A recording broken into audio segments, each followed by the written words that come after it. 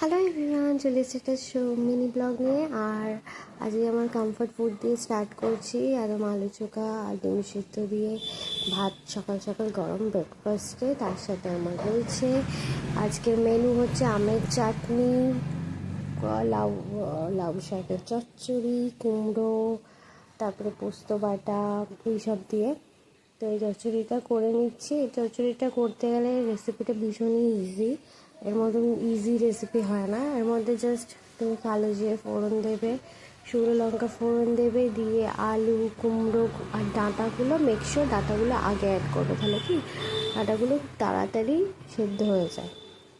তারপরে শাকটা অ্যাড করলে, তারপরে পোস্ত বাটা আমি কষানোর সময় কিছুটা অ্যাড করেছিলাম আর কিছুটা রেখে দিয়েছিলাম নামানোর আগে, পোস্তর গন্ধটা যাতে মেনটেন থাকে তার জন্য।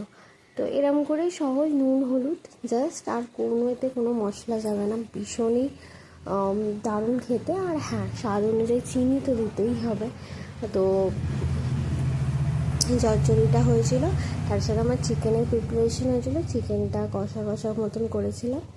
আর তার সাথে ছিল আমাদের মৌরলা মাছের ঝাল, যেটা আমি ক্যাপচার করতে ভুলে গেছি রান্না করতে করতে। তো ওটাই বেস্ট লেগেছিলো, তো আমি তো তাই খেয়েছি। Thank you for